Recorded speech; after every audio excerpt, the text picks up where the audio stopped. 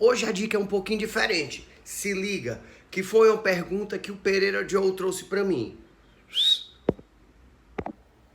Vai, macho. Me mostra essa tua pergunta que tu tava me perturbando fazer era tempo. Vamos lá. Beleza. Então, Mr. Anael, como eu vou pronunciar o Y no final das palavras?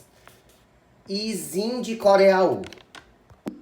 Vamos nessa, Izinho, que eu vou te explicar. Se liga então na dica. É assim, ó. Se tiver uma sílaba, a gente vai pronunciar com I. Fly, cry, buy, my. Se tiver duas ou mais, a gente pronuncia com o som de I. Jelly, daddy, city, 50. E é isso, meu amigo. Pereira Joe, suas dúvidas e Izinho de Coreaú. Espero que